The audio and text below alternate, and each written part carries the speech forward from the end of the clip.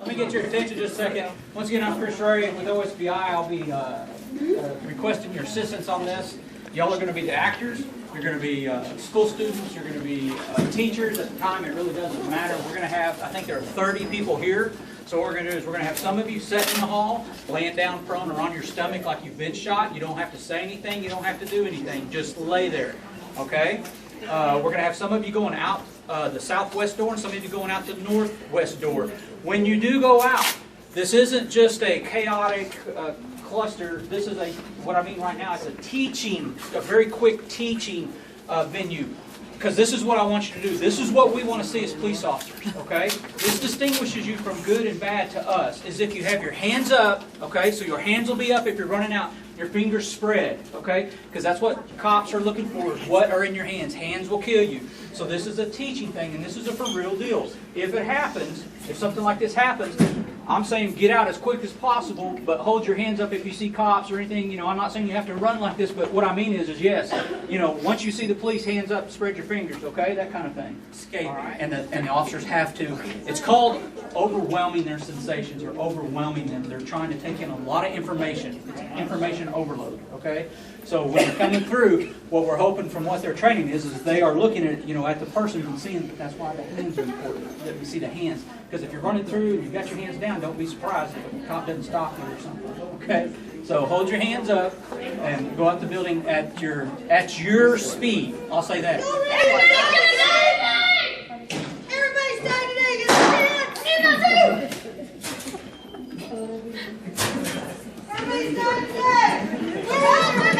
Help, let me in! She's coming, let me in! Help! Are you ready to let me in? Hey, you're dead!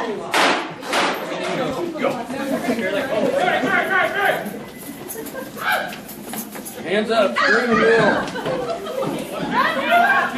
Don't go this way, don't go this way. Not yet. We got a shooter to the hospital left here.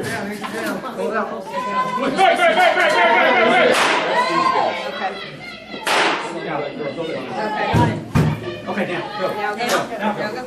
Whoa!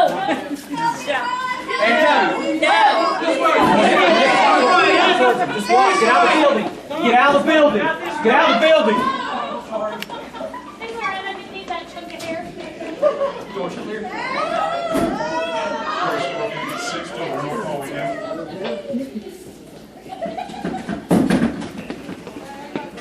Hey, please, please, please! Hey! You're down.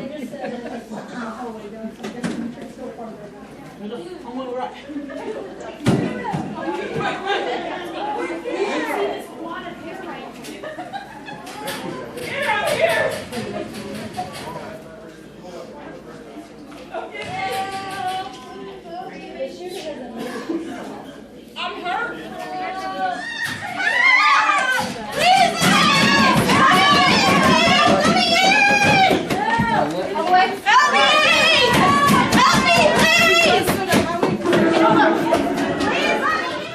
Okay, they were pretty smooth. I've done these throughout the state, and it's pretty smooth. Pretty good job, and I appreciate the screamers. Thank you very much. And I know a few people got stepped on. I apologize. Should have warned you that if you're going to be on the ground, the officer won't be able to see you. So sometimes you get stepped on. So anybody hurt? Anybody injured? Everybody okay? And the whole purpose of this drill right here today was to take the first step into building this plan that we're going to use on active shooters. The officers will get together later on and we'll debrief on what they did right, what they did wrong. That way you won't hear me screaming at them. Everybody won't be hearing me. Most of all, they did a very good job. Pretty good communication, there's good movement. They were staying together, which is the main thing. And they stayed together, they did 360 coverage, they went strictly for the shooter. And like you saw this time, the difference in what some people teach, they don't have a rescue team. I think the rescue team is necessary, it's important, so that's why we're doing the rescue team. It's a little more dangerous, but if you're the one that's laying in the hallway, which some of you were, bleeding, you want somebody to help you, and that would be who comes in as rescue team. So law enforcement guys, did our shooters throw you off? We've never practiced with females. They're evil. Tell us what you thought, because you guys haven't had any participation whatsoever in this other than the fact that we asked you to come and shoot cops and people. So tell us what you thought. Well, I was rather fortunate. Well, unfortunate way, but I did get into a classroom and I took 2 teachers out. But during that short period, I came out of that room and there was 4 response team officers there and took me out immediately. Which I was totally surprised that they were there in that short of time, because I looked down the hallway, there was nothing, and all of a sudden, within a matter of seconds after I shot the 2 teachers, there were officers right there that took me out. Anyway, I thought it was a great job on what the Alva police and response team did. Sheriff, I think there was deputy police officers, I knew most of them, but they were all there. Well, this is an incredible opportunity to protect our children, and since I have a daughter here, I'm very thankful for everyone's participation. It gives me some sound peace of mind saying my daughter to school every day. We are in a society and in a time where we need to be prepared, and so I hope you all don't take this lightly. I know I didn't as an active shooter, which was really fun. I'd like to do that again. With bling on my camo, yes. First responders, the police officers did a great job coming in together. I did take a few out. We might have a little argument about that, but it was kind of fun. There are some blind spots in this school, so you need to be very mindful of where you're at. You need to use all your senses. Listen, just be aware of where everything's taking place. I tried to gain entry into several classrooms. Those teachers did not cave. I have a student with me, let me in, help me now. They didn't cave, and so thank you for that.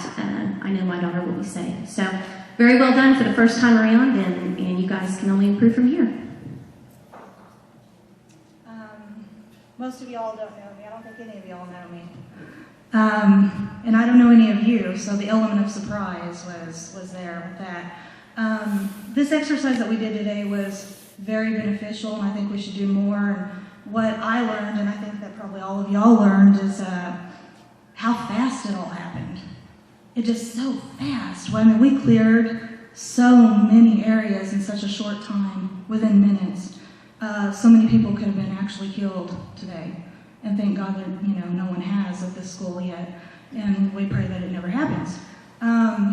Besides what we did here today, these drill practices, emergency response and what have you, I think we should start with recognizing the troubled students, recognizing someone who might end up becoming a shooter.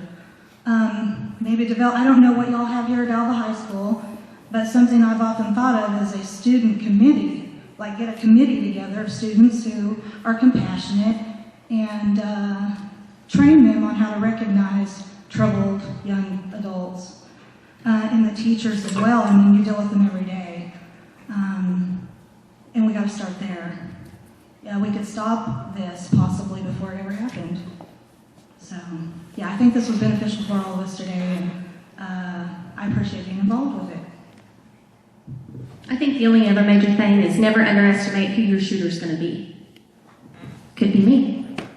I think one thing that I observed more than anything else, you can have all the policies, all the procedures, everything in black and white, but until it really happens, you don't understand or you don't know what's going to happen, to be real honest with you. So we got to go back to our buildings, because each building is going to be a little bit different. I think you can tell high school kids if you're in that hallway that you can run to the outside opposite. You might be able to at the middle school, but we get to the grade centers, I think the responsibility and the safety of those kids are going to be those teachers. And I appreciate walking through our buildings and see the organization skills that you all have, because you know where they're at and so forth. But we're going to have to use a lot of common sense. And we don't utilize that very much anymore.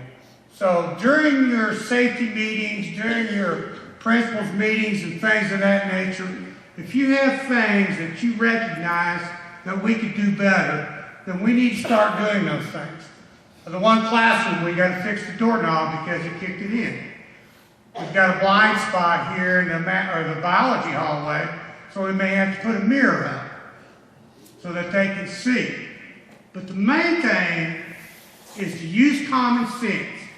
And then you're going to have to evaluate in a split second the safety of one child or the safety of 20. And that's an awesome responsibility. That you as teachers, as any non-certified people that are here, you're totally involved in this whole thing. And no scenario is going to be what we practice today. No scenario is going to be black and white when we revise our policies and so forth. So communication is going to be vital to every building, and you all are going to have to communicate. And again, to me, we're going to have to use a lot of common sense. A lot of common sense.